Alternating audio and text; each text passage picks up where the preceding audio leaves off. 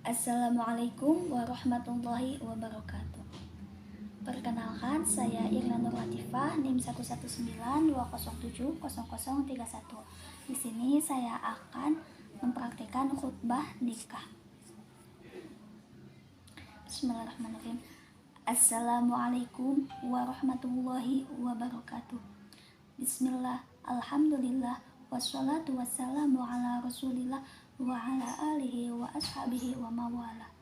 Asyhadu an la ilaha illallah wa asyhadu anna muhammadan abduhu wa rasuluh.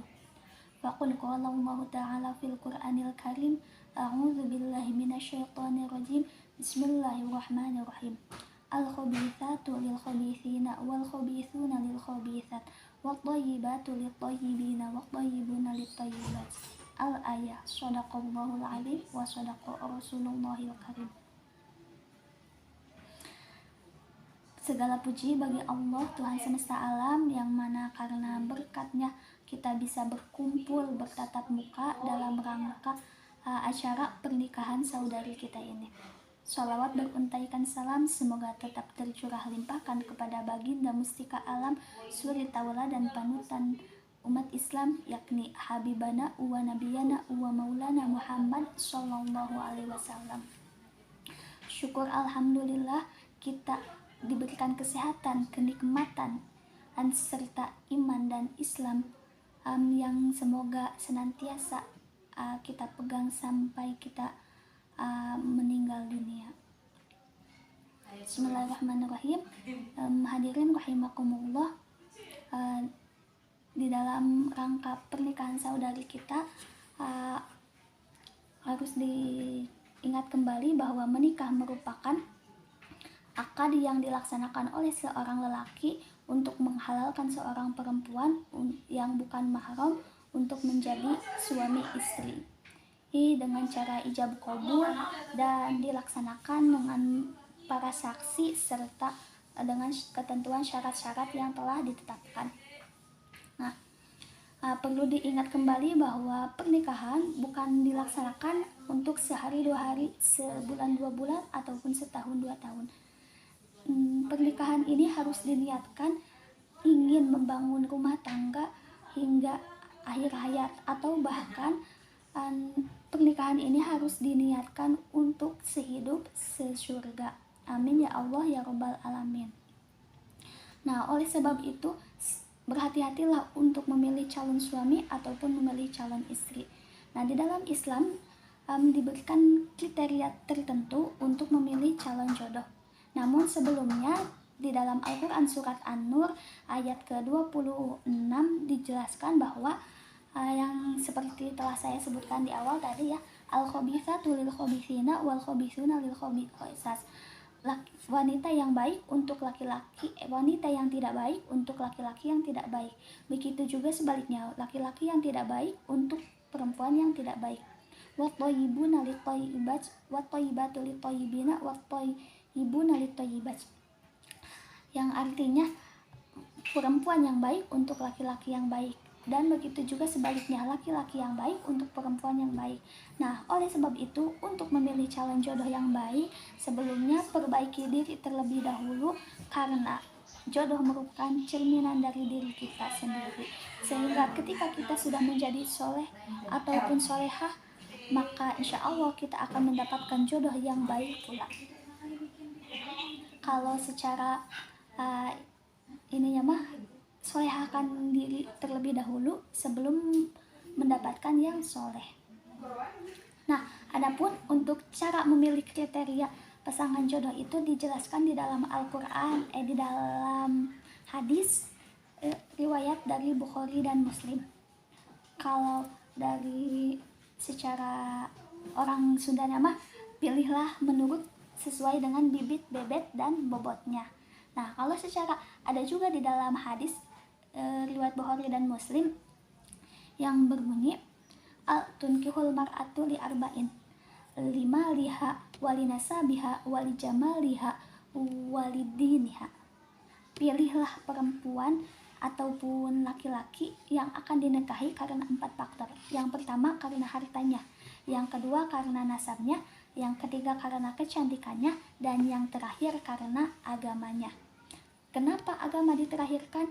Karena yang pertama, jika kita melihat terlebih dahulu hartanya, nasabnya, ataupun kecantikannya, yang terakhir agamanya, berarti kita menolak orang tersebut karena agamanya. Akan tetapi ketika kita melihat agamanya terlebih dahulu sebelum melihat kecantikannya, misalkan kita tuh melihat seorang, Masya Allah, orang itu soleh ataupun orang itu solehah, tapi pas ketika kita melihat wujudnya, oh ternyata dia cacat, gak jadi deh, berarti itu nolaknya karena kecacatannya, karena dia tidak cantik, dia tidak ganteng. Maka dari itu agama itu diterakhirkan. Yang pertama karena hartanya. Bagaimana dengan hartanya? Kenapa kita harus memilih sesuai dengan hartanya? Karena seimbangkanlah. Misalkan seorang suami itu kan kewajibannya untuk menafkahi seorang istri. Nah, apabila seorang lelakinya hanya mohon maaf ya, tidak menyinggung siapapun. Misalkan seorang lelaki hanya tukang kuli ya, dan perempuannya itu anak konglomerat yang biasanya hidupnya berkelilingan harta. Apakah si laki-laki itu akan sanggup menafkahi istrinya? Karena nafkah itu minimal sama dengan ketika orang tuanya memberikan harta kepada anaknya. Maka apakah akan sanggup? Dan ditakutkan gitu, jika hartanya tidak setara, maka tidak akan terjadinya keharmonisan dalam rumah tangga. Yang kedua, lihatlah dari nasabnya. Ini juga penting ya diperkirakan. Misalkan yang akan dinikahi itu anak kiai, tapi yang akan menikahinya itu non muslim gitu, bukan non muslim, misalkan yang kurang baik agamanya, bisa saja. Akan tetapi nanti kedepannya perhitungkanlah ketika kita setelah menikahnya, ataupun dari nasab juga ya. Misalkan si perempuannya itu dari anak para pejabat gitu, sedangkan kitanya anak biasa. Nah, dari situ juga perlu diingat dari pandangan orang lain, dan jadi pertimbangan dari berbagai hal. Yang selanjutnya karena kecantikannya atau kegantengannya, dalam artian melihat fisiknya. Nah, untuk melihat fisiknya, setarakanlah, berkaca terlebih dahulu. Misalkan nilai kecantikan dan kegantengan kita itu nilainya 6, carilah kalau yang ingin lebih baik yang 7 ataupun 8, jangan sampai mencari yang 10. Karena apa? Ditakutkan terjadinya keretakan dalam rumah tangga. Misalkan menurut pandangan orang lain itu orangnya cantik, itu dapat yang sangat-sangat buruk, sangat mohon maaf ya, misalkan sangat jelek. Jadi ketika setelah pernikahan itu ditakutkan gitu, malah disangka tukang ojek, kan gak enak juga ya.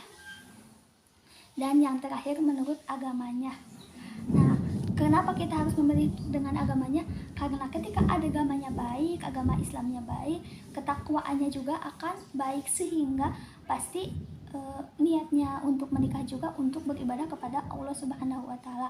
Dan untuk jika agamanya baik, maka akhlaknya juga pasti baik, dan dia juga pasti bisa menjaga dirinya dari hal-hal yang tercela ataupun hal-hal yang tidak diridhoi oleh Allah Subhanahu wa Ta'ala. Sebagaimana di dalam Al-Quran surat Al-Hujurat ayat 13 dijelaskan bahwa yang berbunyi inna akramakum indallahi atqakum, yang artinya sesungguhnya yang paling mulia di sisi Allah adalah kalian yang bertakwa. Maka nikahilah orang yang beriman, bertakwa, dan agamanya baik.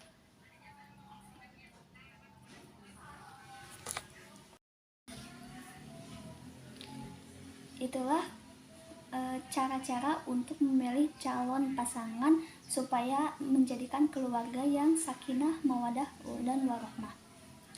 Bismillahirrahmanirrahim. Allahumma sholli ala sayyidina Muhammad wa ala ali sayyidina Muhammad kama shallaita ala sayyidina Ibrahim wa ala ali sayyidina Ibrahim innaka Hamidum Majid wa barik ala sayyidina Muhammad wa ala ali sayyidina Muhammad kama barakta ala sayyidina Ibrahim wa ala ali sayyidina Ibrahim innaka Hamidum Majid. Allahumma ighfirli lil muslimina wal muslimat wal mu'minina wal mu'minat al ahya'i minhum wal amwat. Allahumma ij'alna minat tawwabina Allahumma ij'alna minal muttaqin. Allahumma wa tub 'alaina innaka antat tawwabur rahim. Allahumma atina fid dunya hasanah wa fil akhirati hasanah wa qina adzabannar. Walhamdulillahi rabbil alamin. Amin. Al-Fatihah. A'udzubillahi minasyaitonir rajim. Bismillahirrahmanirrahim. Mungkin sekian yang dapat saya sampaikan, kurang lebihnya mohon dimaafkan. Saya perwakilan dari keluarga mengucap syukur karena alhamdulillah pernikahan ini akan dilaksanakan. Wassalamualaikum warahmatullahi wabarakatuh.